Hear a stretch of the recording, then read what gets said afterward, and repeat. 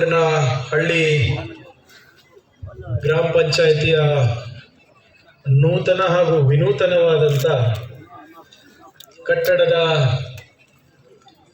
ಉದ್ಘಾಟನೆಯ ಸಂಭ್ರಮದ ಸಮಾರಂಭಕ್ಕೆ ಆಗಮಿಸಿದಂಥ ಆತ್ಮೀಯರು, ಹಿರಿಯರ ಶಾಸಕರಾದಂಥ ಶ್ರೀ ಶಾಂತನಗೌಡ್ರೆ, ಆತ್ಮೀಯರು, ಹಿರಿಯರು ಶಾಸಕರಾದಂಥ ಶ್ರೀ ಅಬ್ದುಲ್ ಜಬ್ಬಾರ್ ಅವರೇ, ಶಾಸಕರಾದಂಥ ಶ್ರೀ ಅರುಣ್ ರವರೇ, ಶ್ರೀ ಧನಂಜಯ್ ಅವರೇ, ಅಧ್ಯಕ್ಷರಾದಂಥ ಶ್ರೀ ಮಂಜಪ್ಪ ಅವರೇ, ಮಾಜಿ ಶಾಸಕರಾದಂಥ ಡಾಕ್ಟರ್ ಗಂಗಪ್ಪನವರೇ, ಸಮೀರ್ ಶುಕ್ಲಾ ಅವರೇ, ಗಂಗಾಧರ ಸ್ವಾಮಿ ಅವರೇ, ಶ್ರೀ ಮಾಧವ್ ಅವರೇ, ಮಾಜಿ ಪಂಚಾಯತ್ ಅಧ್ಯಕ್ಷರಾದಂಥ ಶ್ರೀಮತಿ ಪ್ರಮೀಳಾ ಅವರೇ, ಶ್ರೀ ರಮೇಶ್ ಅವರೇ, ಹಾಗೂ ವೇದಿಕೆ ಮೇಲೆ ಆಸೀನರಾದಂಥ ಎಲ್ಲ ಮಾಜಿ ಗ್ರಾಮ ಪಂಚಾಯತ್ ಸದಸ್ಯರೇ, ನಾಯಕರೇ, ಹಾಗೂ ಮುಂಭಾಗದಲ್ಲಿ ಕುಳಿತಿರುವಂಥ ಎಲ್ಲ ನಮ್ಮ ಅಕ್ಕ ತಂಗಿರೇ, ತಾಯಂದಿರೇ, ಹಾಗೂ ನನ್ನ ಯುವ ಮಿತ್ರರೇ, ಹಾಗೂ ಮಾಧ್ಯಮದ ಸ್ನೇಹಿತರೆ, ಮೊದಲನೇದಾಗಿ ತಮ್ಮೆಲ್ಲರಿಗೂ ಕೂಡ ಏನು ತನಗೆ ತಾವು ಅದ್ದೂರಿಯಾದಂಥ ಸ್ವಾಗತವನ್ನು ಕೋರಿದ್ದೀರಾ, ಅದಕ್ಕೆ ವೈಯಕ್ತಿಕವಾಗಿ ಅಭಿನಂದನೆಯನ್ನು ಸಲ್ಲಿಸಲಿಕ್ಕೆ ನಾನು ಬಯಸ್ತಾ ಇದ್ದೀನಿ. ಅದೇ ರೀತಿ ಕ್ಷಮೆ ಕೂಡ ನಾನು ಕೇಳ್ತಾ ಇದ್ದೀನಿ. ನಮ್ಮ ಚಟ್ನಳ್ಳಿ ಗ್ರಾಮ ಪಂಚಾಯತ್ ಅವರಿದ್ದಾರೆ, ಇಲ್ಲಿ ತಮಗೂ ಕ್ಷಮೆ ಕೇಳ್ತಾ ಇದ್ದೀನಿ, ಮತ್ತು ನಮ್ಮ ಗೋಪನಗೊಂಡನಹಳ್ಳಿ ಸದಸ್ಯರ ಹತ್ರನೂ ಕ್ಷಮೆ ಕೇಳ್ತಾ ಇದ್ದೀನಿ. ಹೋದ ಬಾರಿ ಕೂಡ ತಾವು ಭಾಳ ವಿಶ್ವಾಸದಿಂದ, ಭಾಳ ಪ್ರೀತಿಯಿಂದ ಬೆಂಗಳೂರಿಗೆ ಬಂದು 2 ಸರಿ ನನಗೆ ಆಹ್ವಾನ ಮಾಡಿದರೆ, ನಾನು ಕೂಡ ಮಾತು ಕೊಟ್ಟಿದ್ದೆ ಬರ್ತೀನಿ ಅಂತ. ಆದರೆ ಅನಿವಾರ್ಯ ಕಾರಣಗಳಿಂದ ನಾನು ಡೆಲ್ಲಿಗೆ ಹೋಗಬೇಕಾಗಿತ್ತು, ಅದು ಬರಲಿಕ್ಕಾಗಿಲ್ಲ. ಸೊ ಅದಕ್ಕೆ ಕ್ಷಮೆ ಇರಲಿ. ಮತ್ತು ಇದನ್ನು ಕೂಡ ಆಲ್ಮೋಸ್ಟ್ ಮಿಸ್ ಆಗ್ತಾ ಇತ್ತು ಕೂಡ. ಮೋಸ್ಟ್ಲಿ ಈ ಕಾರ್ಯಕ್ರಮ ಕೂಡ ತಪ್ತಾ ಇತ್ತು ಸರ್. ಇದು ಮೊದಲನೇದಾಗಿ 31ಕ್ಕೆ ಫಿಕ್ಸ್ ಆಯಿತು, ಆಮೇಲೆ 1ಕ್ಕೆ ಹೋಯಿತು, ಆಮೇಲೆ 3ಕ್ಕೆ ಹೋಯಿತು. ನಮ್ಮ ಸದನ ಹಂಗೆ ಮುಂದುವರಿತಾನೇ ಇತ್ತು. ನಮ್ಮ ಅರುಣ್ ಅವ್ರು ನಮ್ಗೆ ಹೇಳಿಲ್ಲ ಸದನ ನಡ್ಸಕ್ಕೆ ಬಿಡಲ್ಲ ಅಂತ, ಇಲ್ಲದ್ರೆ ನಾನು ಬರ್ತಾ ಇದ್ದೆ ಇಲ್ಲಿ. ಇವತ್ತು ಕೂಡ ಏನಾಗಿತ್ತು ಸರ್, ಇವತ್ತು ನಮ್ಮ ನೆದರ್ಲ್ಯಾಂಡ್ಸಿನ ರಾಯಭಾರಿ ಬಂದಿದ್ದಾರೆ. ನಮ್ಮ 2 ದೇಶದ ಒಪ್ಪಂದ ಒಂದು ಆಗದಿದೆ. ಅವರು ಇವತ್ತೇ ಬೆಂಗಳೂರಿಗೆ ಬಂದು ಅವರು 10 ಗಂಟೆಗೆ ಇವತ್ತು ಮೀಟ್ ಮಾಡೋಣ ಅಂದಿದ್ರು. ನಾನು ಇವತ್ತು ಯಾವುದೇ ಕಾರಣಕ್ಕೂ ಬರೋಕ್ಕಾಗಲ್ಲ ಸರ್, ನಾನು 3:15 ಆದ್ಮೇಲೆ ಬರ್ತೀನಿ ಅಂತ ಅವರಿಗೆ ಮಾತು ಕೊಟ್ಟು, ಇನ್ನೂ ಒಂದು ನಮ್ಮ ಕಾರ್ಯಕ್ರಮಕ್ಕೆ ಮಾತು ಕೊಟ್ಟಿದ್ದೆ ನಾನು ITBT ಇದರಿಂದ. ನಾನು 3 ಗಂಟೆಗೆ ಅಲ್ಲಿ ಹೋಗ್ತೀನಿ ಅಂತ ಹೇಳಿದ್ರು. ನಾನು ಬರೋಕ್ಕಾಗಲ್ಲ, ನಾನು ಇಲ್ಲಿ ಮಾತು ಕೊಟ್ಟಿದ್ದೀನಿ ನಮ್ಮ ಜನರಿಗೆ, ನಾನು ದಾವಣಗೆರೆಗೆ ಹೋಗಿ ಬರೋಕ್ಕೆ ನನಗೆ ಫುಲ್ ಡೇ ಆಗುತ್ತೆ, ನಾನು ಬರಲ್ಲ ಅಂದಾಗ ಪಾಪ ಅವರೇ, ಇಲ್ಲ ಸರ್ ನಮ್ಮ ಕಾರ್ಯಕ್ರಮ ಮಿಸ್ ಮಾಡ್ಲಿಕ್ಕೆ ನೀವು ಯಾವುದೇ ಕಾರಣಕ್ಕೂ ಮಿಸ್ ಮಾಡಬಾರ್ದು. ಸುಮಾರು ನಮಗೆ ಒಂದು 3,500-4,000 ಕೋಟಿ ರೂಪಾಯಿ ಬಂಡವಾಳ ಬರ್ತಾ ಇದೆ ನಮ್ಮ ರಾಜ್ಯಕ್ಕೆ. ನೀವು ಈ ಒಪ್ಪಂದವನ್ನು ನೀವೇ ನಿಮ್ಮ ಕೈಲೇ ಆಗಬೇಕು ಅಂದ್ಬಿಟ್ಟು ಅವ್ರು ಹೆಲಿಕಾಪ್ಟರ್ ಮಾಡಿಕೊಟ್ಟಿದ್ದು ಬಂದೆ ನಾನು ಇವತ್ತು. ಇಲ್ಲಿದ್ರೆ ಅದನ್ನು ಮಿಸ್ ಆಗ್ತಾ ಇತ್ತು, ಇಲ್ಲೂ ಬರ್ಲಿಕ್ಕೆ ಆಗ್ತಾ ಇಲ್ಲ. ಸೊ ಆದ್ರಿಂದ ಇದಾದ್ಮೇಲೆ ನೆದರ್ಲ್ಯಾಂಡ್ ರಾಯಭಾರಿಗಳ ಜೊತೆ ಮೀಟಿಂಗ್ ಇದೆ ಅಪ್ಪ. ಅದಾದ್ಮೇಲೆ ನಮ್ಮ ರಾಜ್ಯಕ್ಕೆ ಒಂದು ಬಂಡವಾಳದ ಒಂದು ಸೈನ್ ಅಪ್ ಇದೆ. ಸೊ ಅದಕ್ಕೆ ದಯವಿಟ್ಟು ಕ್ಷಮಿಸ್ಬೇಕು. ಆದರೂ ಕೂಡ ಇವತ್ತು ಈ ಒಂದು ಗ್ರಾಮಸೌಧ ನೋಡಿದ್ರೆ ನಮ್ಮ ಶಾಂತನಗೌಡರು ಹೇಳ್ದಂಗೆ, ಅರುಣ್ ಅವ್ರು ಹೇಳ್ದಂಗೆ ಬಹಳ ಸಂತೋಷ ಆಗುತ್ತೆ. ಜನರಿಗೆ ಅನುಕೂಲವನ್ನ ನಾವು ಆದ್ಯತೆಯನ್ನ ಮಾಡಿ ಜನರಿಗೆ ಇನ್ನ ಹೆಚ್ಚು ಸಮೀಪ ಇರಬೇಕಂದ್ಬಿಟ್ಟು ಇದು ಮಾಡಿದ್ದೀರಲ್ಲ, ನಿಜವಾಗ್ಲೂ ವೈಯಕ್ತಿಕವಾಗಿ ನಿಮ್ಗೆಲ್ಲರಿಗೂ ಅಭಿನಂದನೆ ಸಲ್ಲಿಸ್ತಾ ಇದೆ. ಮತ್ತೆ ಇದೇ ಮಾದರಿನಲ್ಲಿ ಯಾವ ರೀತಿ ನಾವು ಮಾಡೆಲ್ ಗ್ರಾಮ ಪಂಚಾಯತ್ಸ್ ಮಾಡ್ಬೋದು, ತಾಲೂಕ್ ಪಂಚಾಯತ್ಸ್ ಮಾಡ್ಬೋದು, ವೈಜ್ಞಾನಿಕವಾಗಿ ಸಂಖ್ಯೆಗೆ ಅನುಗುಣವಾಗಿ ಸದಸ್ಯರ ಸಂಖ್ಯೆ ಅನುಗುಣವಾಗಿ ಮಾಡಬೇಕು ಅಂತ ಕೂಡ ನಮ್ಮ ಚಿಂತನೆ ಇದೆ. ಸೊ ಬಹುಶಃ ನಿಮ್ಮನ್ನು ಮೀರಿಸುವ ಪ್ರಯತ್ನ ಕೂಡ ನಾನು ಮಾಡ್ತೀನಿ. ಆದರೆ ಇವತ್ತು ತಾವೇನು ಮಾಡಿದ್ದೀರಾ ಹೇಳ್ತಾ ಇದ್ರು, ಸ್ವಲ್ಪ ಭಾಳ ಜನರು ಎಲ್ಲ ಚಟ್ನಳ್ಳಿ ಇರ್ಬೋದು, ಈ ಪಂಚಾಯತ್ ಇರ್ಬೋದು, ಎಲ್ಲ ಸದಸ್ಯರು ಭಾಳ ಧೈರ್ಯದಿಂದ ತಾವು ಮುಂದುವರೆದು ಇದು ಮಾಡಿದ್ದೀರಾ ಅಂತ ಖಂಡಿತವಾಗೂ ಇಬ್ರು ಶಾಸಕರು ಕೂಡ ನನಗೆ ಹೇಳಿದ್ದಾರೆ, ಇದಕ್ಕೆ ಏನಾದರೂ ಸರ್ಕಾರದಿಂದ ಸಹಕಾರ ಆಗಬೇಕು, 100% ಸಹಕಾರ ಮಾಡೋದು ನನ್ನ ಕರ್ತವ್ಯ, ನಾನು ಮಾಡ್ತೀನಿ ಅಂತ ಕೂಡ ಹೇಳ್ತೀನಿ. ಅದನ್ನು ಹೊರತುಪಡಿಸಿ ಎರಡೂ ಪಂಚಾಯತಿಗೆ ಮಾಧವ ಒಂದು ಆ್ಯಕ್ಷನ್ ಪ್ಲ್ಯಾನ್ ಮಾಡಿ ಒಂದು 75 ಲಕ್ಷದ್ದು ಸಪ್ರೇಟಾಗಿ 75 ಲಕ್ಷ ಆ ಗ್ರಾಮ ಪಂಚಾಯತ್ ಈ ಗ್ರಾಮ ಪಂಚಾಯತಿಗೆ ನನ್ನ ಕಡೆಯಿಂದ ನಾನು ಅದು ದಂಡ ವಿಧಿಸ್ತೀನಿ ಬರ್ಲಾರ್ದಕ್ಕೆ. ಸೊ ಇದೇ ಸ್ವಲ್ಪ ಇದನ್ನು ಕೂಡ ಒಂದು ವೈಜ್ಞಾನಿಕವಾಗಿ ಆ್ಯಕ್ಷನ್ ಪ್ಲ್ಯಾನ್ ಮಾಡಿ 2 ಪಂಚಾಯತ್ ಕೂಡ ನೀವು ಸರ್ಕಾರಕ್ಕೆ ಕಳಿಸ್ಕೊಟ್ರೆ ಅದನ್ನು ಕೂಡ ಅನುಮೋದನೆ ಮಾಡಿಕೊಡೋ ಜವಾಬ್ದಾರಿ ನಂದಾಗಿದೆ. ಬಂಧುಗಳೇ, ಒಂದು ಸಂತೋಷ ಏನಪ್ಪ ಅಂದರೆ, ಸರ್ ನೀವು ದಾವಣಗೆರೆಯಲ್ಲಿ ಎಷ್ಟು ಚೆನ್ನಾಗಿ ಕೆಲಸ ಆಗ್ತಾ ಇದೆ, ಮನ್ರೇಗಾ ಅದಿರ್ಬೋದು, ಜಲ್ ಜೀವನ್ ಮಿಷನ್ದು ಇರ್ಬೋದು ಅಂತ ತಾವು ಹೇಳ್ತಾ ಇದ್ದೀವಿ. ಮೊನ್ನೆ ಕೇಂದ್ರ ಸರ್ಕಾರ ಪಂಚಾಯತಿ ವಿಕೇಂದ್ರೀಕರಣ ಕುರಿತು ಒಂದು ಎಲ್ಲ ರಾಜ್ಯಗಳಲ್ಲಿ ಒಂದು ಅಧ್ಯಯನ ವರದಿಯನ್ನು ಪ್ರಕಟಣೆ ಮಾಡಿದೆ. ವಿಕೇಂದ್ರೀಕರಣ ಕುರಿತು ಕೇಂದ್ರ ಸರ್ಕಾರದ. ಸೊ ಪಂಚಾಯತ್ ರಾಜ್ ವ್ಯವಸ್ಥೆಯಲ್ಲಿ ಇಡೀ ದೇಶದಲ್ಲಿ ಕರ್ನಾಟಕ ರಾಜ್ಯ ನಂಬರ್ 1 ಸ್ಥಾನವನ್ನು ಅಲ್ಲಿ ಪಡೆದಿದೆ ಅವರು. ಆಮೇಲೆ ಇದು ನಾನು ಹೇಳ್ತಾ ಇಲ್ಲ, ಮೋದಿ ಸರ್ಕಾರ ಹೇಳ್ತಾ ಇರೋದು. ಕೇಂದ್ರ ಸರ್ಕಾರ ಏನು ಹೇಳ್ತಾ ಇದೆ, ಕರ್ನಾಟಕದ ಪಂಚಾಯತ್ ರಾಜ್ ವ್ಯವಸ್ಥೆ ಇಡೀ ರಾಷ್ಟ್ರಕ್ಕೆ ಮಾದರಿಯಾಗಿದೆ. ನೀವು ಗಮನಿಸ್ಬೋದು, ನಮ್ಮ ಸರ್ಕಾರ ಬಂದಾಗೆಲ್ಲ, ನಮ್ಮ ಪಕ್ಷ ಅಧಿಕಾರದಲ್ಲಿದ್ದಾಗೆಲ್ಲ ಸಮಾಜದ ಕಟ್ಟ ಕಡೆಯ ಮನುಷ್ಯನ ಕಡೆ ನಮ್ಮ ಗಮನ ಇರುತ್ತೆ. ಅವರಿಗೆ ಮುಖ್ಯವಾಹಿನಿಗೆ ಹೇಗೆ ತರೋದು ನಮ್ಮ ಆದ್ಯ ಕರ್ತವ್ಯ ಆಗಿರ್ತದೆ. ನಮ್ಮ ಯೋಜನೆಗಳಿರ್ಬೋದು, ನಮ್ಮ ನೀತಿಗಳಿರ್ಬೋದು, ಸಾಮಾಜಿಕ ಹಾಗೂ ಆರ್ಥಿಕ ಸಮಾನತೆ ಯಾವ ರೀತಿ ಕೊಡ್ಬೋದು ಅಂತ ನಾವು ಯೋಜನೆಗಳನ್ನ ಮಾಡ್ತೀವಿ, ನೀತಿಗಳನ್ನ ಮಾಡ್ತೀವಿ. ನಾವು ಉದಾಹರಣೆ ನಮ್ಮ 5 ಗ್ಯಾರಂಟಿಗಳೇ ನೀವು ಉದಾಹರಣೆ ಇರ್ತದೆ. ಇವತ್ತು ಪ್ರತಿ ಮಹಿಳೆಯರಿಗೆ, ಪ್ರತಿ ಕುಟುಂಬಕ್ಕೆ ಒಂದು ಆರ್ಥಿಕ ಹಾಗೂ ಒಂದು ಸ್ವಾಭಿಮಾನದ ಬದುಕು ಕೊಡುವ ನಿಟ್ಟಿನಲ್ಲಿ ನಮ್ಮ 5 ಗ್ಯಾರಂಟಿಗಳು ಕೆಲಸ ಮಾಡ್ತಾ ಇದ್ದೇವೆ. ಇದರಿಂದ ಕುಟುಂಬದಲ್ಲಿ ಒಂದೇನಿಲ್ಲ ಅಂದ್ರೂ 6,000 8,000 ರೂಪಾಯಿ ನೀವು ಹುಷಾರಿದ್ರೆ, ನಿಮ್ಮ ಫೈನಾನ್ಷಿಯಲ್ ಮ್ಯಾನೇಜ್ಮೆಂಟ್ನಲ್ಲಿ, ಆರ್ಥಿಕ ವ್ಯವಸ್ಥೆನಲ್ಲಿ ನೀವು ಹುಷಾರಿದ್ರೆ 10-12 ಸಾವಿರ ತನಕ ಉಳಿಸ್ತಾ ಇದ್ದಾರೆ ಇವತ್ತು ಕುಟುಂಬ. ಇದನ್ನ ನಾವು ಸುಮ್ಮನೆ ಹೇಳ್ಬೇಕಂತ ಹೇಳ್ತಾ ಇಲ್ಲ. ನೀವು ಅಂಕಿಅಂಶಗಳು ನೋಡಿ. ನಮ್ಮ ಗೃಹ ಜ್ಯೋತಿ ಯೋಜನೆಯಲ್ಲಿ ಇಡೀ ರಾಜ್ಯದಲ್ಲಿ ಇವತ್ತು 1,61,00,000 ಜನ ಫಲಾನುಭವಿಗಳಿದ್ದಾರೆ. ಗೃಹಲಕ್ಷ್ಮಿ ಯೋಜನೆಯಲ್ಲಿ 1,25,00,000 ಜನ ಫಲಾನುಭವಿಗಳಿದ್ದಾರೆ.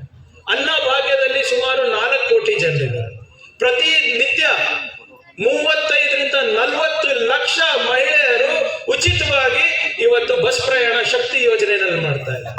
ಲಕ್ಷಾಂತರ ಯುವಕರು ಇವತ್ತು ಯುವ ನಿಧಿಯ ಒಂದು ಫಲಾನುಭವಿಗಳಾಗಿದ್ದಾರೆ. ಇವತ್ತು ಕೋಟ್ಯಾಂತರ ಜನ ಒಂದು ಸ್ವಾಭಿಮಾನದ ಘನತೆಯ ಬದುಕನ್ನ 5 ಗ್ಯಾರಂಟಿ ಮುಖಾಂತರವನ್ನ ನಾವು ಕೊಡ್ತಾ ಇದ್ದೀವಿ. ನಾವು ಯಾವ ಧರ್ಮ ನೋಡಿಲ್ಲ, ಯಾವ ಜಾತಿ ನೋಡಿಲ್ಲ, ನೀವು ಯಾರಿಗೆ ವೋಟ್ ಹಾಕಿದ್ದೀರಾ ಅಂತಾನೂ ಕೇಳಿಲ್ಲ. 1 ಅಲ್ಲ, 10 ಅಲ್ಲ, 20 ಅಲ್ಲ, 30 ಅಲ್ಲ, ನಮ್ಮ ಸರ್ಕಾರ ಇವತ್ತು 52,000 ಕೋಟಿ ಖರ್ಚು ಮಾಡಿ ಇವತ್ತು 5 ಗ್ಯಾರಂಟಿ ನಿಮ್ಮ ಮನೆ ಬಾಗಿಲಿಗೆ ತಲುಪಿಸುವಂತ ಕೆಲಸ ನಾವು ಮಾಡ್ತಾ ಇದ್ದೀವಿ. ಇಡೀ ರಾಷ್ಟ್ರದಲ್ಲಿ ಯಾವ ರಾಜ್ಯನೂ ಕೂಡ 52,000 ಕೋಟಿ ಖರ್ಚು ಮಾಡಿ ಒಂದು ಆರ್ಥಿಕ ಹಾಗೂ ಸಾಮಾಜಿಕ ಘನತೆಯ ಕೊಡುವಂತ ಕೆಲಸ ಮಾಡ್ತಾ ಇಲ್ಲ. ಇವತ್ತು ಇದೆಲ್ಲ ಯಾಕೆ ಮಾಡ್ತಾ ಇದೀವಿ ಅಂತ ಯೋಚನೆ ಮಾಡ್ಬೇಕಾಗ್ತದೆ. ಅದೇ ರೀತಿ ತಾವು ನಮ್ಮ ಮಾಧವ್ ಅವರು ಮನ್ರೇಗಾ ಹೇಳ್ತಾ ಇದ್ರು. ಇಲ್ಲಿ ನಮ್ಮ ಈ ಗ್ರಾಮ ಪಂಚಾಯತ್ ನಲ್ಲಿ ಸುಮಾರು 900 ಜಾಬ್ ಕಾರ್ಡ್ಸ್ ಇದೆ ಸರ್. ಇದರಲ್ಲಿ 2,589 ಜನ ಇದ್ರ ಮೇಲೆ ನಿರ್ವಹಣೆ ಮಾಡ್ತಾ ಇದ್ದಾರೆ. ಇಲ್ಲಿ ಸುಮಾರು 20,863 ಮಾನವ ದಿನಗಳನ್ನ ಈ ಪಂಚಾಯತ್ ನಲ್ಲಿ ಸೃಷ್ಟಿ ಮಾಡಿದ್ದೀವಿ. ಏನಿಲ್ಲ ಅಂದ್ರೂ ಇವತ್ತು ತೆರಿಗೆ ಒಂದು 16 ಲಕ್ಷ ಬರ್ತಾ ಇದೆ ನಮ್ಮ ಈ ಗ್ರಾಮ ಪಂಚಾಯತ್. ಇದು ಉದ್ಯೋಗ ಖಾತ್ರಿ ಯೋಜನೆ ಬಗ್ಗೆ ತಾವೆಲ್ಲರೂ ಚೆನ್ನಾಗಿದೆ ಅಂತ ಹೇಳ್ತಾ ಇದ್ದಾರೆ. ಆದ್ರೆ ದುಡಿಯುವ ಕೈಗೆ ಇನ್ನು ಮುಂದೆ ಈ ಯೋಜನೆ ಆಶ್ರಯ ಇರುತ್ತೋ ಇಲ್ವೋ ನನಗೆ ಗೊತ್ತಿಲ್ಲ. ಅದಕ್ಕೋಸ್ಕರನೇ ವಿಶೇಷ ಸದನವೊಂದನ್ನ ನಾವು ಕರೆದಿದ್ವಿ. ನೀವೆಲ್ಲ ಯೋಚನೆ ಮಾಡಬೇಕು. ಈ ಮನ್ರೇಗಾ ಯೋಜನೆ ಏನಿದೆ, ಸಂಕಷ್ಟದ ಸಮಯದಲ್ಲಿ ಗ್ರಾಮೀಣ ಕುಟುಂಬಗಳು ಹಸಿವು, ಸಾಲ ಅಥವಾ ಬಲವಂತವಾದಂತ ವಲಸೆ ಹೋಗಬಾರ್ದು ಅಂದ್ಬಿಟ್ಟು ಅವಾಗ ಡಾಕ್ಟರ್ ಮನಮೋಹನ್ ಸಿಂಗ್ ಅವರು ತಂದಂತ ಕಾಯ್ದೆ ಇದೆ. ದುಡಿಯೋ ಕೈಗೆ ಬಲ ತುಂಬುವಂತ ಕೆಲಸ ಆಗ್ತಾ ಇದೆ. ನಿಮಗೆ ದುಡಿಯಕ್ಕೆ ಆಸಕ್ತಿ ಇದ್ರೆ, ನಿಮಗೆ ಕೆಲಸ ಮಾಡಕ್ಕೆ ಆಸಕ್ತಿ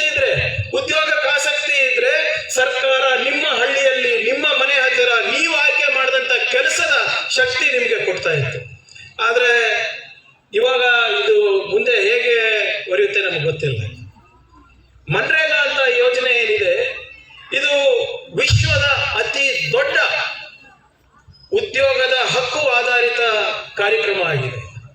ವಿಶ್ವದ, ಬರೇ ನಮ್ಮ ರಾಷ್ಟ್ರದಲ್ಲ, ನಮ್ಮ ರಾಜ್ಯದಲ್ಲ, ವಿಶ್ವದ. ಕಳೆದ 20 ವರ್ಷದಲ್ಲಿ ನಾವು 4,420 ಕೋಟಿ ಮಾನವ ದಿನಗಳನ್ನ ನಾವು ಸೃಷ್ಟಿ ಮಾಡಿದ್ದೀವಿ. ಎಷ್ಟು? 4,420 crore. ನಮ್ಮ ದೇಶದಲ್ಲಿ ಜಾಬ್ ಕಾರ್ಡ್ಸ್ ಎಷ್ಟಿದೆ ಗೊತ್ತಾ? ಸುಮಾರು 16 ಕೋಟಿ. ಸುಮಾರು 13 ಕೋಟಿ ಜನ ಸಕ್ರಿಯವಾಗಿ ದಿನನಿತ್ಯ ಕೆಲಸ ಮಾಡ್ತಾರೆ ಈ ಯೋಜನೆಯಲ್ಲಿ. ಕಳೆದ 20 ವರ್ಷದಲ್ಲಿ ಸುಮಾರು 9,57,00,000 ಗ್ರಾಮೀಣ ಆಸ್ತಿಗಳನ್ನ ಸೃಜನೆ ಮಾಡಿದ್ದೀವಿ. ನಿಮ್ಮೂರಲ್ಲಿ ಮಾಡಿದ್ದೀರಾ ಇಲ್ಲ? ಮಾಡಿದ್ದೀರಿ. ಕರ್ನಾಟಕದಲ್ಲಿ ಅಷ್ಟೇ ಕಳೆದ 20 ವರ್ಷದಲ್ಲಿ 183 ಕೋಟಿ ಮಾನವ ದಿನಗಳನ್ನ ನಾವು ಸೃಷ್ಟಿ ಮಾಡಿ, ಸುಮಾರು 81 ಲಕ್ಷ ಜಾಬ್ ಕಾರ್ಡ್ಸ್ ಇದೆ. ಸುಮಾರು 179 ಲಕ್ಷ ಕಾರ್ಮಿಕರು ದಿನನಿತ್ಯ ಕೆಲಸ ಮಾಡ್ತಾರೆ ಇದರಲ್ಲಿ. ನಮ್ಮ ರಾಜ್ಯದಲ್ಲಿ ಸುಮಾರು 83 ಲಕ್ಷ ಗ್ರಾಮೀಣ ಪ್ರದೇಶದಲ್ಲಿ ಆಸ್ತಿ ಸೃಜನೆ ಆಗಿದೆ. ಇದು ಇಂಥ ಒಂದು ದೊಡ್ಡ ಯೋಜನೆ. ಇದ್ರ ಭವಿಷ್ಯ ಏನಂತ ಯಾರಿಗೂ ಗೊತ್ತಾಗ್ತಾ ಇಲ್ಲ. ಇವತ್ತು ಮನ್ರೇಗಾ ಚೆನ್ನಾಗಿದೆ ಅಂತ ಕೇಂದ್ರ ಸರ್ಕಾರ ಉತ್ತರ ಕೊಡುತ್ತೆ ಲೋಕಸಭಾದಲ್ಲಿ, ರಾಜ್ಯಸಭೆಯಲ್ಲಿ ಹೇಳ್ತಾರೆ ಇದಕ್ಕಿಂತ ಒಳ್ಳೆ ಯೋಜನೆ ಇಲ್ಲ ಅಂತ. ಆದ್ರೂ ಕೂಡ ಇವತ್ತು ಯೋಜನೆ ಯಾಕೆ ತೆಗೆದಿದ್ದಾರೆ ಅಂತ ಗೊತ್ತಾಗ್ತಾ ಇಲ್ಲ. ಮಹಾತ್ಮ ಗಾಂಧಿ ಉದ್ಯೋಗ ಖಾತ್ರಿ ಯೋಜನೆ ಇವಾಗ Viksit Bharat Gramin guarantee for Gramin and Ajeevika mission Gramin ಆಗಿದೆ. ಮಿಷನ್ ಗ್ರಾಮೀಣ್ ಆಗಿದೆ. ಅರುಣ್ ಸಾಹೇಬ್ರೆ ನೀವೇ ಹೇಳ್ಬೇಕು ಯಾಕೆ ತೆಗ್ದಿದ್ರ ಅಂತ. ಯಾಕಂದ್ರೆ ನನ್ನ ಪ್ರಕಾರ ಇನ್ ಮುಂದೆ ಈ ಹೊಸ ಕಾಯ್ದೆಯಲ್ಲಿ ಪಂಚಾಯತಿಗೆ ಅಧಿಕಾರ ಇರೋದಿಲ್ಲ. ನಾನು ನೋಡ್ತೀವಿ ಅಷ್ಟು. ತಾವು ಕೂಡ ಎಲ್ಲರೂ ಓದ್ಬೋದು, ನಮ್ಮ ಮಾಧ್ಯಮ ಸ್ನೇಹಿತರು. ಇದರಲ್ಲಿ 73ನೇ ಭಾರತದ ಸಂವಿಧಾನ 73ನೇ ತಿದ್ದುಪಡಿನಲ್ಲಿ ಪಂಚಾಯತ್ ರಾಜ್ ವ್ಯವಸ್ಥೆಯಲ್ಲಿ ಏನು ನಮಗೆ ಸಂವಿಧಾನಿಕ ಸ್ಥಾನಮಾನ ಇತ್ತು, ಏನು ನಿಮಗೆ ಅಧಿಕಾರ ಇತ್ತು, ಆ ಅಧಿಕಾರವನ್ನ ಮೊಟಕುಗೊಳಿಸುವ ನಿಟ್ಟಿನಲ್ಲಿ ಕಾಯ್ದೆ ತಂದಿದ್ದೀರ ಅಂತ ನನ್ನ ಅಭಿಪ್ರಾಯ ಆಗಿದೆ. ಮೊದಲು ಯೋಜನೆ ಎಲ್ಲ ನೀವೇ ಮಾಡ್ತಾ ಇದ್ರಲ್ಲ, ಈಗ ನೀವೆಲ್ಲ ಕುತ್ಕೊಂಡು, ನೀವಿರ್ಬೋದು, ರಮೇಶ್ ಇರ್ಬೋದು, ಎಲ್ಲರೂ, ಪ್ರಮೀಳಾ ಇರ್ಬೋದು, ಕುತ್ಕೊಂಡು ನೀವೇನ್ ತೀರ್ಮಾನ ಮಾಡ್ತೀರಾ ಅದು ಫೈನಲ್. ಆದ್ರೆ ಈ ಹೊಸ ಕಾಯ್ದೆನಲ್ಲಿ ಅಂತಿಮವಾಗಿ ತೀರ್ಮಾನ ಮಾಡೋದು ಕೇಂದ್ರ ಸರ್ಕಾರ ಪುರಸ್ಕೃತ ಯೋಜನೆ ಜೊತೆ ಕನ್ವರ್ಜೆನ್ಸ್ ಆದ್ರೆ ಮಾತ್ರ. ಸೊ ಅವಾಗ ನಮ್ದೇನು ಉಳಿತು? ಮತ್ತೆ ನನ್ನ ಮನೆಯಿಂದ ನಿಮ್ಮ ಮನೆ ತನಕ ರೋಡ್ ಬೇಕು, ಅಥವಾ ನಿಮ್ಮ ಹೊಲದಲ್ಲಿ ಇಲ್ಲಿ ಒಂದು ಕೃಷಿ ಹೊಂಡ ಆಗ್ಬೇಕು ಅಂತ ಹೇಳಿದ್ರೆ ಇದರಲ್ಲಿ ಸ್ಪಷ್ಟತೆ ನಮ್ಮ ಈ ಹೊಸ ಕಾಯ್ದೆನಲ್ಲಿ ಇಲ್ಲ. ಹಳ್ಳಿ ತೀರ್ಮಾನ ಮಾಡ್ಬೇಕೆ ಹೊರತು ದಿಲ್ಲಿ ತೀರ್ಮಾನ ಮಾಡಬಾರ್ದು. ಹಳ್ಳಿಗಳಿಂದ ದಿಲ್ಲಿ ಇದೆ ಹೊರತು ದಿಲ್ಲಿಯಿಂದ ಹಳ್ಳಿ ಇಲ್ಲ ಅಲ್ಲ. ನಮ್ಮ ದುಡಿಮೆ ತಾನೇ ಇವತ್ತು ದಿಲ್ಲಿ ತನಕ ಹೋಗೋದು ತೆರಿಗೆ ಆಗಿ, ಅವ್ರದ್ದು ತೆರಿಗೆ ನಮ್ಗೆ ಬರೋದಿಲ್ಲ. ಸೊ ಆದ್ರಿಂದ ಈ ಹೊಸ ಕಾಯ್ದೆ ಅಡಿನಲ್ಲಿ ನನಗೇನೋ ಪಂಚಾಯತ್ ಈ ವ್ಯವಸ್ಥೆ ದುರ್ಬಲ ಆಗುತ್ತೆ. ಮತ್ತೆ ಈ ಉದ್ಯೋಗ ಖಾತ್ರಿ ಯೋಜನೆ ಹೇಗಿತ್ತು ಅಂದ್ರೆ, ನಮಗೆ ಅಕಸ್ಮಾತ್ 100 ದಿನ ಇತ್ತು, ನಾವು 110 ದಿನ ಕೂಡ ನಾವು ಮಾಡ್ಬೋದಾಗಿತ್ತು. ಏನ್ರಪ್ಪ, ಮಾಡ್ಬೋದಾಗಿತ್ತಲ್ಲ. ಈಗ ಹಾಗಿಲ್ಲ. ಮೊದಲನೇದಾಗಿ ನಿಮ್ಮ ಪಂಚಾಯತ್ ನೋಟಿಫೈ ಆಗ್ಬೇಕು, ಅದು ಗುರ್ತಿಸ್ಬೇಕು ಫಸ್ಟ್ ಕೇಂದ್ರ ಸರ್ಕಾರ. ಗುರ್ತಿಸಾದ್ಮೇಲೆ ನಿಮಗೆ ಒಂದು ನಾರ್ಮೇಟಿವ್ ಅಲೋಕೇಶನ್ ಅಂತ ಕೊಡ್ತಾರೆ, ಅಂದ್ರೆ ನಿಯಮಾತ್ಮಕವಾದಂತ ಹಂಚಿಕೆ ಕೊಡ್ತಾರೆ. ಅದು 100 ರೂಪಾಯಿ, 100 ಮಾನವ ದಿನ ಇರ್ಬೋದು ಅಥವಾ 1000 ರೂಪಾಯಿ ಇರ್ಬೋದು. ಅದಕ್ಕಿಂತ ಹೆಚ್ಚು ಏನಾದ್ರೂ ತಾವು ಮಾಡಿದ್ರೆ ಅದು ನೀವೇ ಭರಿಸ್ಬೇಕು. ಅಂದ್ರೆ ಇದರಲ್ಲಿ ಗ್ಯಾರಂಟಿ ಹೆಂಗಾಯ್ತಿದು, ಒಂದು ಚೌಕಟ್ಟಿನಲ್ಲಿ ತಾನೇ ಇತ್ತು. ಈ ಕಾಯ್ದೆ ಅಡಿ ಉದ್ಯೋಗದ ಹಕ್ಕನ್ನು ಕಸ್ಕೊಂತಾ ಇದ್ದಾರೆ ಇವತ್ತು. ಮುಂಚೆ ನಾವು 365 ದಿನ ದುಡಿಬಹುದಾಗಿತ್ತು.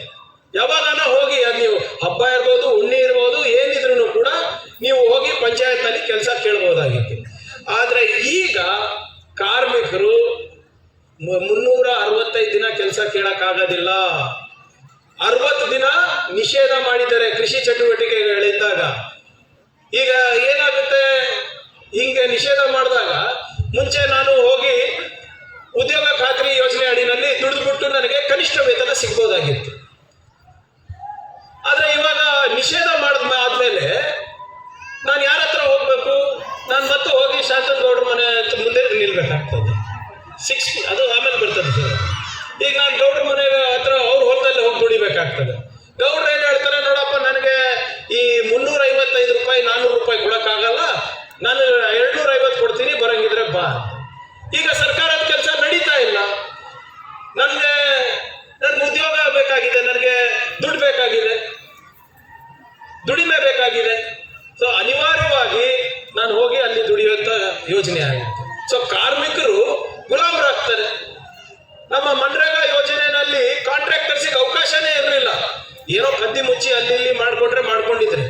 ಆದ್ರೆ ಇವಾಗ ಈ ಬಿಲ್ ನಲ್ಲಿ ಬಹಳ ಸ್ಪಷ್ಟವಾಗಿ ಏನ್ ಹೇಳ್ತಾರೆ, ವಿಬಿ ಗ್ರಾಮ್ಜಿ ಬಿಲ್ ನಲ್ಲಿ ನೀವು ಕಾಂಟ್ರಾಕ್ಟರ್ಸ್ ಇದು ಕೂಡ ಕನ್ವರ್ಜೆನ್ಸ್ ಅಲ್ಲಿ ತಗೋಬಹುದು. ಅಂದ್ರೆ ಕಾರ್ಮಿಕರು ಹೋಗ್ಬಿಟ್ಟು DBT ಮುಖಾಂತರ ದುಡ್ಡು ಬರೋದಿಲ್ಲ, ಇನ್ಮೇಲಿಂದ ಹೋಗಿ ನಾವು ಕಾಂಟ್ರಾಕ್ಟರ್ ಹತ್ರ ತಗೋಬೇಕಾಗ್ತದೆ ಇವತ್ತು.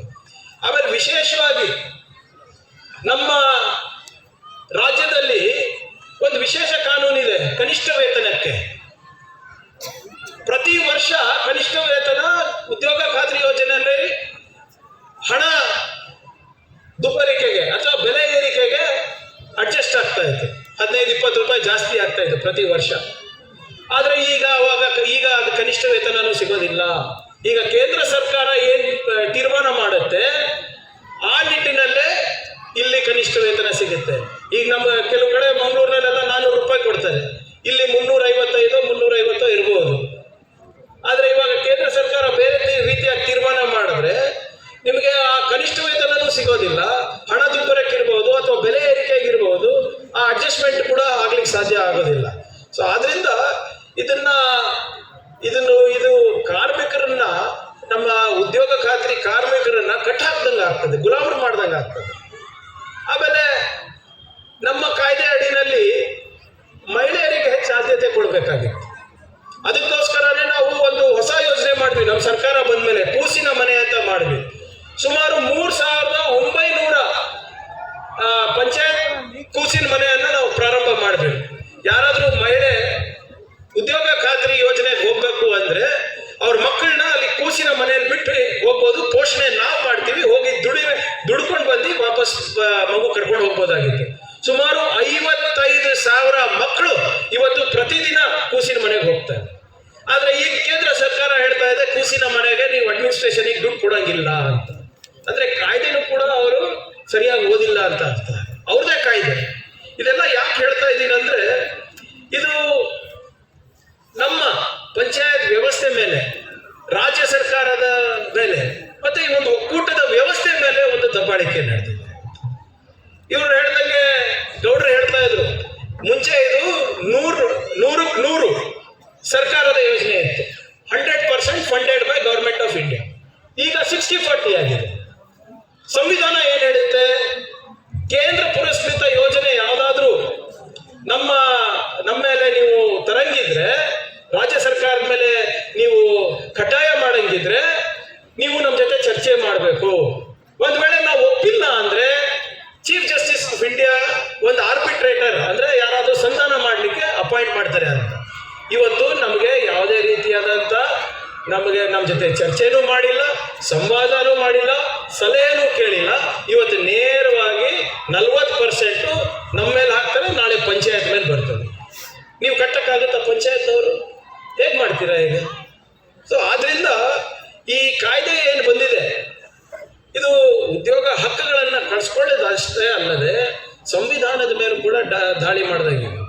ನಿಮ್ಮ ಡೈರೆಕ್ಟಿವ್ ಪ್ರಿನ್ಸಿಪಲ್ಸ್ ಅಂತ ನಾವೇನು ಹೇಳ್ತೀವಿ, ನಿಮ್ಮ ಆರ್ಟಿಕಲ್ 258 ಇರ್ಬೋದು, 280 ಇರ್ಬೋದು, ಇದರಲ್ಲೆಲ್ಲರೂ ಕೂಡ ಉಲ್ಲಂಘನೆ ಆಗಿದೆ ಇವತ್ತು.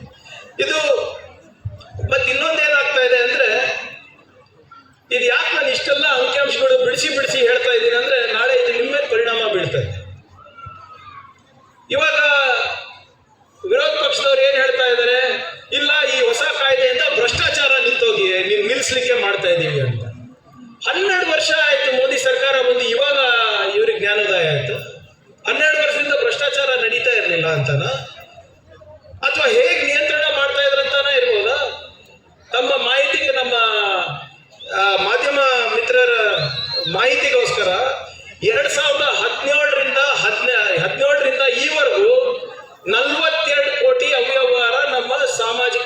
ಪರಿಶೋಧನೆ ಇಂದ ನಮ್ಗೆ ಗೊತ್ತಾಗಿರೋದು.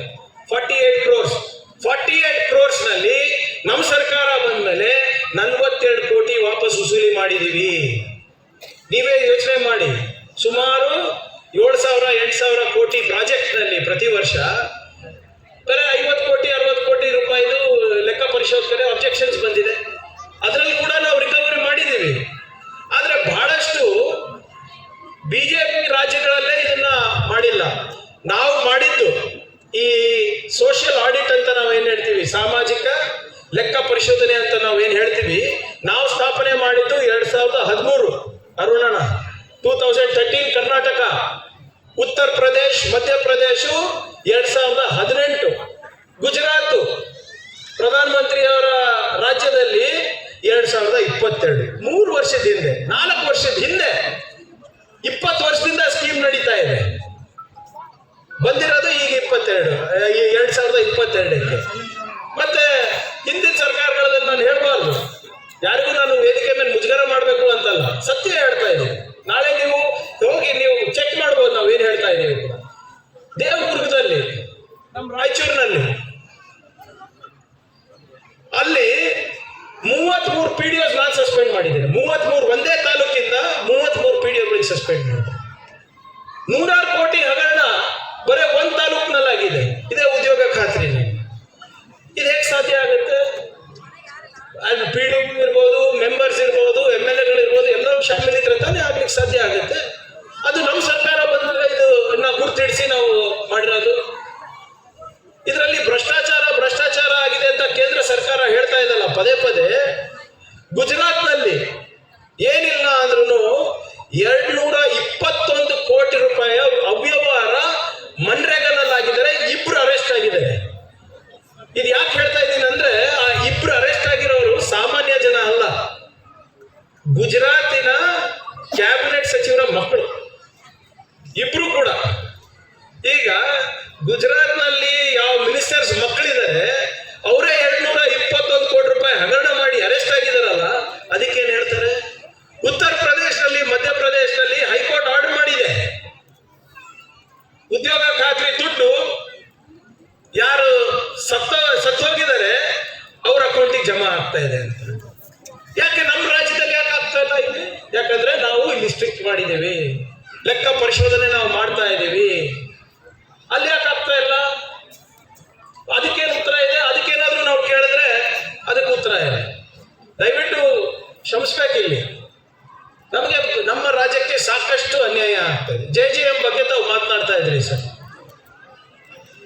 JJM ಯೋಜನೆಯಲ್ಲಿ ನಮ್ದು 50% ಪಾಲಿದೆ, ಕೇಂದ್ರ ಸರ್ಕಾರದ 50% ಪಾಲಿದೆ. ನಮ್ಮ ರಾಜ್ಯದಲ್ಲಿ ಸುಮಾರು 65,000 ಕೋಟಿ ರೂಪಾಯಿ ಕೆಲಸ ನಡೀತಾ ಇದೆ. ಅಂದ್ರೆ ಸುಮಾರು 32, ನಾವು 33 ನಾವು ಕೊಡ್ಬೇಕು, 33 ಅವ್ರು ಕೊಡ್ಬೇಕು. 33,000 ಕೋಟಿ ರೂಪಾಯಿ ಅವ್ರು ಕೊಡ್ಬೇಕು. ಹೋದ ವರ್ಷ ನಮ್ಗೆ ಬರ್ಬೇಕಾಗಿದ್ದು 5,000 ಚಿಲ್ಲರೆ ಕೋಟಿ, ನಮ್ಗೆ ಬಂದಿರೋದು 500 ಕೋಟಿ ಅಷ್ಟೇ. ಇಲ್ಲಿವರೆಗೂ ಕೇಂದ್ರಕ್ಕೆ ನಾವು 15,000 ಕೋಟಿ ಕೊಟ್ಟಿದ್ದೀವಿ ಎಕ್ಸ್ಟ್ರಾ, ಇನ್ನ ಏನೂ ಬಂದಿಲ್ಲ. 15ನೇ ಹಣಕಾಸು ತಾವು ಹೇಳಿದ್ರಿ ಇನ್ನ ಬಂದಿಲ್ಲ ಅಂತ. 2,000 ಕೋಟಿ ರೂಪಾಯಿ ಸರ್ ಬರಬೇಕು ಕೇಂದ್ರ ಸರ್ಕಾರದಿಂದ. ಸಂವಿಧಾನಿಕವಾಗಿ ಬರಬೇಕಾಗಿರುವಂತ ಅನುದಾನ ನಮ್ಗೆ ಬಂದಿಲ್ಲ ಅಂದ್ರೆ ನಾವು ಯಾರ ಹತ್ರ ಹೋಗ್ಬೇಕು? ನಾವೇ ಹೋಗಿ ಪ್ರತಿಭಟನೆ ಮಾಡಿ ಬಂದ್ವಿ ಹೋದ ವರ್ಷ ಡೆಲ್ಲಿನಲ್ಲಿ. ಅದಾದ್ಮೇಲೆ ಕೊಟ್ಟಿಲ್ಲ. ಅದಾದ್ಮೇಲೆ ಸುಪ್ರೀಂ ಕೋರ್ಟಿಗೆ ಹೋದ್ವಿ. ಸುಪ್ರೀಂ ಕೋರ್ಟ್ ನಲ್ಲಿ ಹೋದ್ಮೇಲೆ ನಮ್ಗೆ NDRF SDRF ಹಣ ಬಿಡುಗಡೆ ಆಯ್ತು. ಒಕ್ಕೂಟ ವ್ಯವಸ್ಥೆ ಹೀಗೆ ನಡೆಸದ? ಸಂವಿಧಾನಿಕವಾಗಿ ಸೇರ್ಬೇಕಾಗಿರುವಂತ ದುಡ್ಡು ಇವತ್ತು ಪಂಚಾಯತಿಗೆ ಬರ್ತಾ ಇಲ್ಲ ಅಂದ್ರೆ ಯಾರ ಹೊಣೆಗಾರಿಕೆ ಅದಕ್ಕೆ? ನೀವು ಕೇಳೋದು ನನಗೆ ಕೇಳ್ತೀರಾ, ನಂದು ಜವಾಬ್ದಾರಿ ಹೌದು, ಇಲ್ಲ ಅಂತಿಲ್ಲ. ಆದ್ರೆ ಅನುದಾನ ಯಾರಿಂದ ಬರಬೇಕು? ಹೀಗೆ ಕರ್ನಾಟಕದಿಂದ ಹೌದಪ್ಪ ಏನು ನಾವು ಮಾಡ್ತಾ ಇಲ್ಲ ಅಂದ್ರೆ ನೀವು ಇಂಥ ಮಲತಾಯಿ ಧೋರಣೆ ಮಾಡ್ತಾ ಇದ್ರೆ ತೊಂದರೆ ಇಲ್ಲ. ಇಡೀ ರಾಷ್ಟ್ರದಲ್ಲಿ ಹೆಚ್ಚಿನ ತೆರಿಗೆ ಯಾವ ರಾಜ್ಯ ಕೊಡುತ್ತೆ ಗೊತ್ತಾ? Income tax Karnataka. GST ನಲ್ಲಿ ನಂಬರ್ 2 ಇದೀವಿ. ಫಾರಿನ್ ಡೈರೆಕ್ಟ್ ಇನ್ವೆಸ್ಟ್ಮೆಂಟ್ ಅಂದ್ರೆ ಬಂಡವಾಳದಲ್ಲಿ ನಾವು ನಂಬರ್ 1 ಇದೀವಿ. ಇವತ್ತು 5 ಲಕ್ಷ ಕೋಟಿ ರೂಪಾಯಿ ನಾವು ಮಾಹಿತಿ ತಂತ್ರಜ್ಞಾನದ ಎಕ್ಸ್ಪೋರ್ಟ್ ಅನ್ನ ನಾವು ಮಾಡ್ತಾ ಇದೀವಿ. ಆದ್ರೆ ಕನ್ನಡಿಗರಿಗೆ ಸಿಗ್ತಾ ಇರೋದೇನು? ಏನೂ ಇಲ್ಲ. ನಿಮ್ಮ ಶ್ರಮ, ನಿಮ್ಮ ಬೆವರು, ನಿಮ್ಮ ಸಾಮರ್ಥ್ಯಕ್ಕೆ ತಕ್ಕ ಬೆಲೆ ಇವತ್ತು ಕೇಂದ್ರ ಸರ್ಕಾರ ಕೊಡ್ತಾ ಇಲ್ಲ. ಆಮೇಲೆ ನಾವೇನ್ ಈ ದುಡ್ಡು ತಗೊಂಡು ನಾವೇನ್ ಮಾಡ್ತೀವಿ? ಹಳ್ಳಿಯನ್ನ ಇಂಪ್ರೂವ್ ಮಾಡ್ತೀವಿ, ಪಟ್ಟಣನ ಇಂಪ್ರೂವ್ ಮಾಡ್ತೀವಿ, ಉದ್ಯೋಗವನ್ನ ಸೃಷ್ಟಿ ಮಾಡ್ತೀವಿ. ಇವತ್ತು ನೀವು ಬೆಂಗಳೂರು ಕಡೆ ಎಲ್ಲ ನೀವು ಬಂದಾಗ ನೋಡಿರ್ಬೋದು, ನಿಮ್ಮ UP-ದವರು, ಮಧ್ಯಪ್ರದೇಶದವರು, ಬಿಹಾರದವರು, ಅಸ್ಸಾಂದವರೆಲ್ಲ ಕೆಲಸ ಹುಡ್ಕೊಂಡು ಇವತ್ತು ಬರ್ತಾ ಇದ್ದಾರೆ. ನಿಮ್ ಬೆಂಗಳೂರಿನಲ್ಲಿ ಯಾವುದೇ ಹೋಟೆಲಿಗೆ ಹೋದ್ರೂ ಕೂಡ ಅಲ್ಲಿ ನೋಡ್ತೀರಿ ನೀವು ನಾರ್ತ್ ಈಸ್ಟ್ ಅವ್ರು ಬರ್ತಾ ಇದ್ದಾರೆ. ಯಾಕೆ ಅವರೆಲ್ಲ ಇಲ್ಲಿ ಬರ್ತಾ ಇದ್ದಾರೆ? ಉದ್ಯೋಗ ಅವಕಾಶಕ್ಕೋಸ್ಕರ. ಇಲ್ಲಿ ನಮ್ಮ ಸರ್ಕಾರ, ನಮ್ಮ ರಾಜ್ಯ, ಸಿದ್ದರಾಮಯ್ಯ ಅವ್ರ ಸರ್ಕಾರ, DK ಶಿವಕುಮಾರ್ ಅವ್ರ ಸರ್ಕಾರ, ಶಾಂತಗೌಡ್ರ ಸರ್ಕಾರ ಇವತ್ತು ಉದ್ಯೋಗ ಸೃಷ್ಟಿ ಮಾಡ್ತಾ ಇದೆ, ವಾಣಿಜ್ಯವನ್ನ ಬೆಳೆಸ್ತಾ ಇದೆ, ಬಂಡವಾಳ ಹೆಚ್ಚು ಮಾಡ್ತಾ ಇದೆ, ಅದಕ್ಕೆ ಜನ ಬರ್ತಾ ಇರೋದು. ಸೊ ಆದ್ರಿಂದ ನಾನು ಹೆಚ್ಚೇನು ಮಾತಾಡ್ಲಿಕ್ಕೆ ಹೋಗೋದಿಲ್ಲ, ನಿಮ್ಮ ವಿವೇಚನೆಗೆ ಬಿಡ್ತೀನಿ. ಮುಂಬರುವ ದಿನಗಳಲ್ಲಿ ಈ ಹೊಸ ಕಾಯ್ದೆ ಏನಿದೆ, Viksit Bharat guarantee for Rozgar and Ajeevika mission Gramin, ಯಾವ ರೀತಿ ಪಂಚಾಯತ್ಗಳಿಗೆ ಒಂದು ಧಕ್ಕೆ ಉಂಟು ಮಾಡುತ್ತೆ ಅಂತ ತಾವೇ ಊಹಿಸ್ಕೋಬೇಕು. ನಾನು ಏನು ಹೇಳಿದ್ದೀನಿ ಇದರಲ್ಲಿ ಒಂದನ ಸುಳ್ಳಿದ್ರೆ ತಾವು ಮತ್ತೊಮ್ಮೆ ಕರೆಸಿ, ನನಗೆ ಮತ್ತೊಮ್ಮೆ ಕರೆಸ್ಬಿಟ್ಟು ನೀವು ಏನ್ ದಂಡ ಹಾಕ್ತೀರೋ ನಾವು ಮಾಡಿಸ್ತಾರೆ. ಆದ್ರೆ ಇಂಥ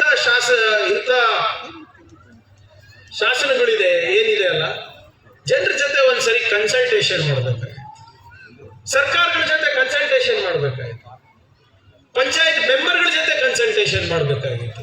ಅವಾಗ ಗೊತ್ತಾಗ್ತಾ ಇತ್ತು ಜನರಿಗೆ, ಅವಾಗ ಗೊತ್ತಾಗ್ತಾ ಇತ್ತು ಸರ್ಕಾರಕ್ಕೆ ಯಾವ ರೀತಿ ಮಾಡಬೇಕು ಅಂತ. ಆದ್ರಿಂದ ಬಂಧುಗಳೇ, ನಾನು ಹೆಚ್ಚು ಮಾತಾಡ್ಲಿಕ್ಕೆ ಹೋಗೋದಿಲ್ಲ. ಇದನ್ನ ಮುಂಬರುವ ದಿನಗಳಲ್ಲಿ ಸರ್ಕಾರದಿಂದ ಇರ್ಬೋದು, ಪಕ್ಷದಿಂದ ಇರ್ಬೋದು, ಅಥವಾ ಪಂಚಾಯತ್ಗಳಿಂದ ಇರ್ಬೋದು, ಇದರಲ್ಲಿ ಒಂದು ದೊಡ್ಡ ಹೋರಾಟ ನಡೆಯೋದ್ರಲ್ಲಿ ಯಾವುದೇ ಅನುಮಾನ ನನಗಿಲ್ಲ.